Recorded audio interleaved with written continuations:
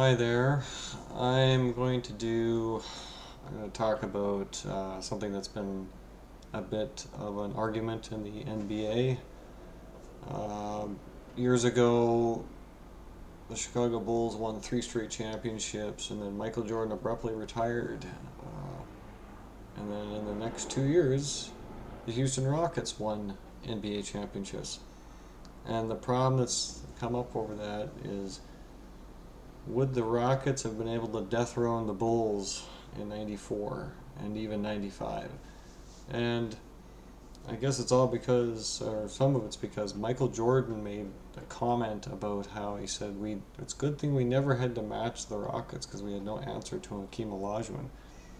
Um, I don't know that argument. I guess it does have some merit because yes, the Bulls have never been known to have particularly good centers, but didn't seem to have much impact on them throughout their six championships.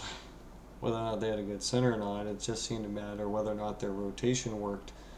In the first triplet, it was Bill Cartwright and I believe Will Perdue, and in the second triplet, it was Luke Longley and Bill Winnington. But I mean, it's six championships against some of them, and some of the teams that they met in the Eastern Conference playoffs who had fairly good centers, and those didn't mean very much sometimes. Um, as for the Houston Rockets, the Rockets did win too, but if you look at all the other years, they had like the kind of situations a lot of teams have where they sometimes they're really good in one year and then sometimes they're not doing so great. And '91, they merely played against the Los Angeles Lakers and they lost three games. They lost three straight. It was just, I mean, I guess it was James Worthy and Vlade Divac versus the likes of Otis Thorpe and Akeem Olajuwon, but I mean that's still, it's like when James Worthy and Vlade Divac met up against the Bulls.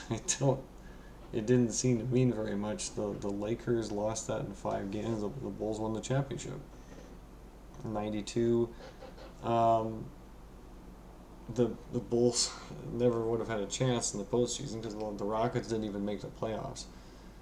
Um, I think the biggest case for potential meetup was '93 and '96 because in '93, in those 2 years, the Rockets met the Sonics and the Seattle Supersonics,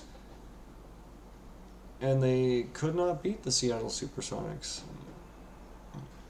Um, I guess you got Sean Kemp and who is it? I know it was one team was Irvin Johnson, and I wouldn't exactly call Irvin Johnson top right center. I guess maybe they had Sean Kemp guarding Hakeem Olajuwon, but I don't actually know that.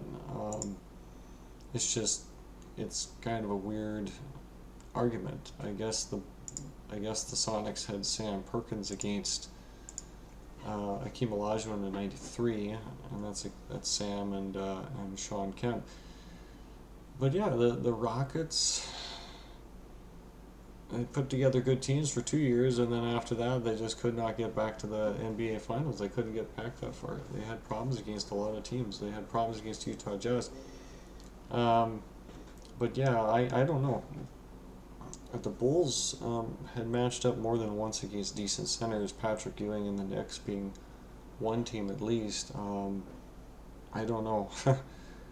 I don't know you can work the argument because there's been numerous times where teams are supposed to have matchup problems and then it ended up meaning a whole lot of nothing. But I guess if the Rockets and the Bulls had met, we could have seen it. But I think the fact that the Bulls won the six championships and the Rockets couldn't put together the kind of team to to rematch them, I think that says most of it right there. Is that if you can't beat the teams go leading up, then you're not going to just suddenly beat the Bulls.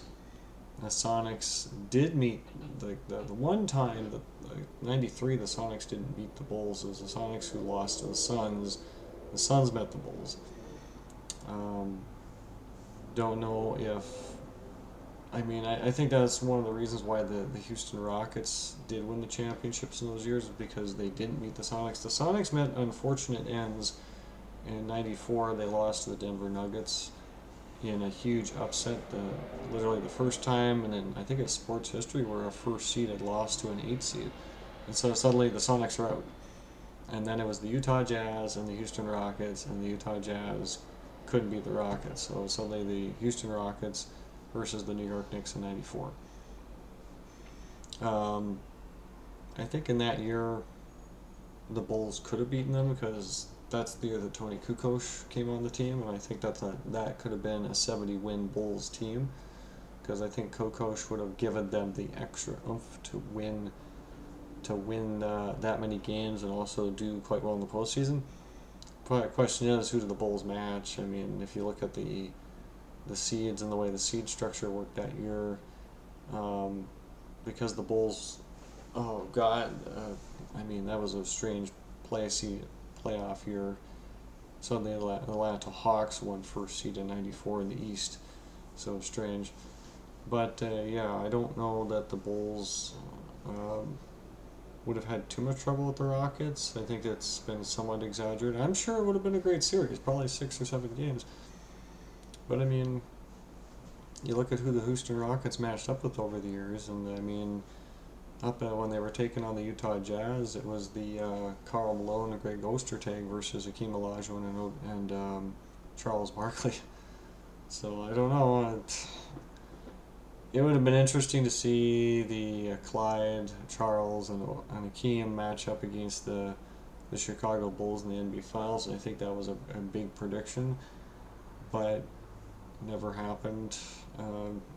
The Utah Jazz ended up being the team at the top that year. I don't think anybody quite thought that was going to happen, but that's how it ended up working out. It becomes a big question because some people just get particular about the centers, the Bill Cartwright, the Will Perdue, the Luke Longley, and the Bill Wennington, and even Horace Grant and Dennis Rodman. I don't know that the Chicago Bulls in the second triple did better against the Rockets than they did in their first triple. So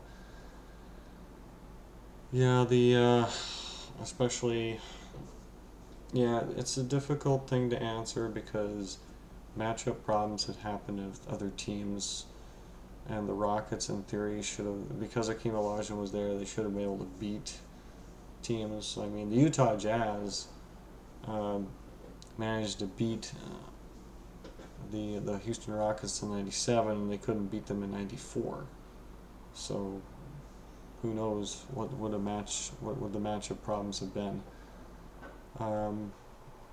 It would have been a tough series for sure because of the way the Bulls played is different than most of how these teams played because none of them have shooting guards and small fours as their top two players. That's kind of unique in NBA history. The Bulls were one of the few teams that won so many championships with a relatively mild center and power forward positions. Well, I guess Horace Grant, but I mean the second three-peat. I mean it was Dennis Rodman. I don't think they.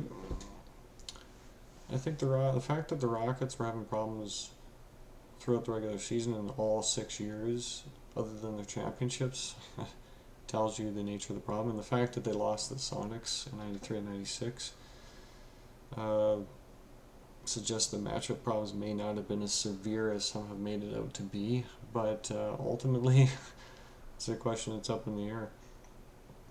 The Bulls beat all these teams without having to worry too much about their center position. So I don't know what to say about that. I'm sure it would have been a great series. Heck, in '95, when the Orlando Magic took on the Houston Rockets, even with the trio totally intact, it was Shaq, Horace Grant, and Anthony Hardaway matching up, and they got swept, which is arguably one of the stronger teams to ever get completely swept in an NBA Finals series. And meanwhile, the next year, that team got swept themselves by the Chicago Bulls. We can talk more. We can talk more about that matchup, but that's not this one. I don't know. It makes for a good question. I think just the fact that I think the Horace Grant, Scottie Pippen, Tony Kukoc rotation could have dealt with the Houston Rockets just fine. And I don't think that Hakeem Olajuwon. Another thing is he never was a huge dominating scorer. Like he was good, but for most of his career, he never won games because of his scoring. He always needed another player. Whereas Michael Jordan actually did have a habit of scoring 50 points in NBA playoff series. I don't think that Hakeem Olajuwon had that many 50-point games. But yeah, it's the way the wings were working. You got totally different setup problems there. So yeah, makes for a good argument. But yeah, that's me. I think the Bulls probably could have won.